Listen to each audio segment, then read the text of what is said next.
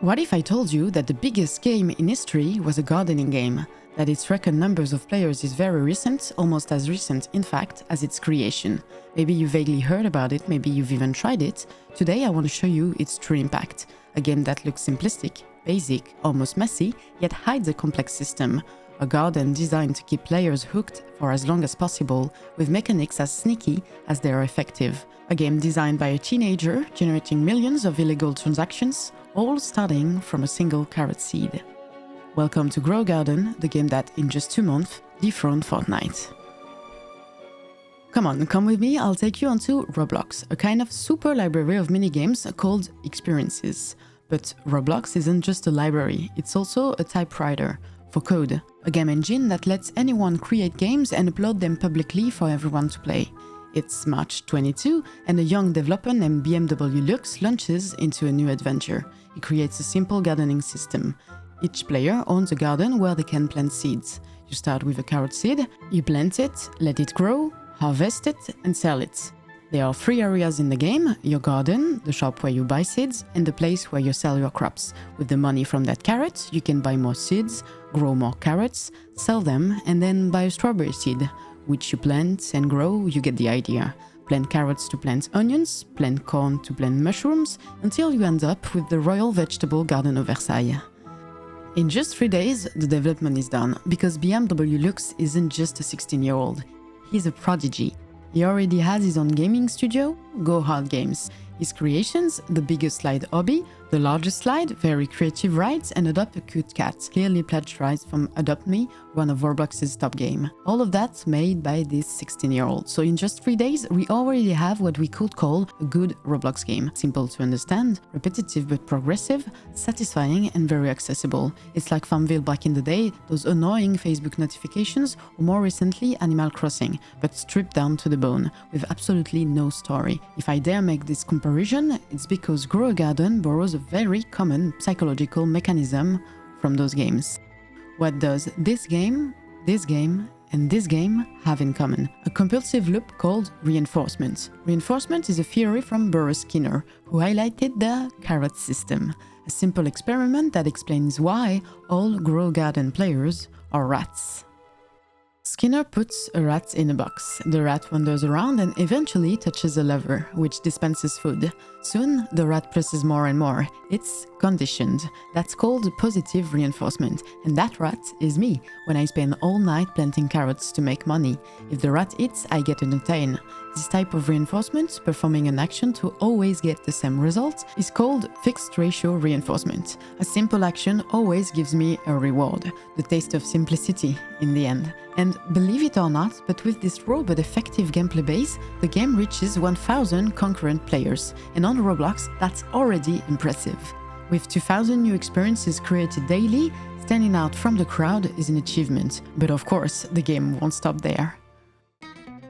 If Grow a Garden is a good game, it's not yet a good business. Many Roblox games attract players but struggle to generate revenue. Roblox doesn't run on ads. If you want money, you need to convince players to spend their Robux, the platform's currency, on in-game purchases. It takes a delicate balance between the very young audience that makes up the game's massive player base and those willing to pay to improve their experience. A measured sprinkle of pay to win. With its 1000 players, the game starts getting noticed. A studio called The Big becomes a minority shareholder and allows the game to run advertising campaigns.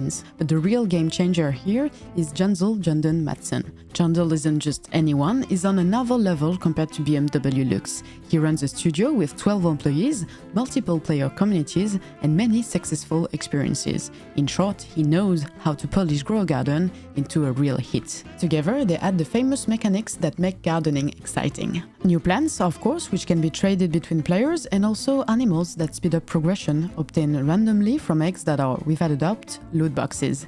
Eggs you can earn randomly, giving you a chance randomly at better plants. Something that keeps you grinding for hours, hoping to get lucky. That's reinforcement again. Remember how I talked about fixed ratio reinforcement? Plant once, harvest, sell. Jandel adds another loop, one that isn't fixed, even more effective. The quality of the egg you get is random. I can grind to buy an egg and end up with a common one, a rare one, or if I'm lucky, a legendary one. It's no longer predictable, it's much more addictive. Variable ratio reinforcement is the thrill of thinking the next time will be better. Another psychological trick in Grow a Garden's arsenal, another reason to keep trying. Of course, Jandal didn't invent this, it's the core mechanic of the casino. And suddenly, the game is no longer just simple and progressive, it becomes addictive. They bombard players with updates to give the illusion of novelty, while the core loop stays the same. Plant, wait, sell. Another trick, this. Grows offline. Even when you're not playing, your garden grows and evolves. What better way to bring back players than a game that progresses without effort? Similar to idle games, games that move forward while you do nothing, Grow a Garden blends perfectly active and passive gameplay. Some crops grow instantly or in minutes, while others takes much longer. You have to come back to see that bamboo grow tall. Even when you've stopped caring, the game pushes you back to log in, just to check, and before you know it, you're back in the gardening loop. Jandal knows exactly what he's doing, not only psychologically but strategically too. Grow a Garden checks all the boxes of Roblox's algorithm. While many platforms keep their recommendation system secret to prevent abuse, Roblox doesn't care. They openly publish the exact criteria that will get your game pushed to the top. Roblox wants a thumbnail that makes you click. Reminded you of anything? They want players to stay for a long time, say, waiting for crops to grow. They want players to return daily, for example, for events. They want social play, like trading plans. And of course, they want people to spend money. But Grow a Garden checks all the boxes. So of course, sometimes people directly copy the concept. Sometimes you grow flowers, grow crypto, grow candy, or grow crystals. On Roblox, everything that works is instantly copied. Either you copy and survive on scraps, or you innovate and get a tiny chance of a Robux shower. Grow a Garden is like everything else on Roblox. It's dumb, but someone had to think of it. And Jandal did. He found the perfect answer to the algorithm. 12 million players attended the Marvel Fortnite event in December 2020. 21 million logged into Grow a Garden on Saturday, June 21. Breaking the all-time record for concurrent players is incredible. No, for real, I wonder if it's real, because since I started researching Roblox 1 year ago for this video, it became my guilty pleasure. After a long day, I clear my head with random minigames. And of course, Roblox recommended me Grow a Garden many times, so I tried it. I found it fun, but quickly repetitive and boring. I thought it lacked depth. So a few weeks later, when I saw the record, I had trouble believing it. How can we be sure those stats are real? How do we know those players on bots? The answer won't please you. I dug into the available data, and Roblox themselves deny any falsification. For them, Grow a Garden is a phenomenon, and why would they say otherwise? So I dug deeper and discovered everything Roblox doesn't control. Everything Grow a Garden created unintentionally, a massive black market for carrots. By creating an in-game economy, Jandal also created an economy outside the game. Millions of virtual items traded across platforms you already know, eBay, Facebook, but also specialized sites like Eldorado. Millions of dollars spent every week on Eldorado to buy plants and animals, like that polar bear worth $200. So honestly, why work when you could just play Grow a Garden all day, grind rare items and resell them?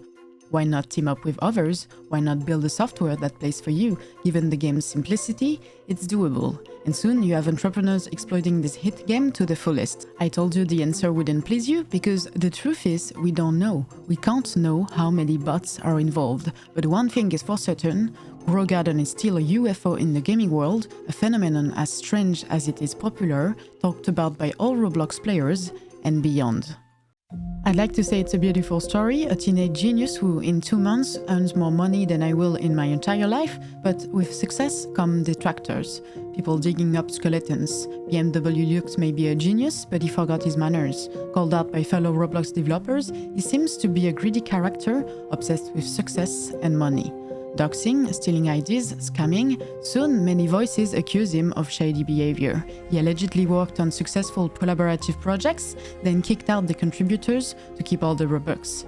He allegedly abused copyright systems to clone games and claimed to be the original, eliminating competition he himself had created. Quite the shadow over Grow a Garden, threatening its reputation. BMW Lux is pushed aside, with Jandal officially taking over. Publicly, the game is no longer tied to him and is absent from Go Hard Games' website, but he still collects 50% of the revenue, which means huge sums. So I got curious. how much money are we talking about? I tried to estimate based on what I found. Of course, we don't have exact numbers, so I'll be trying to make a logical reasoning using hypothesis. So take this with a big grain of salt.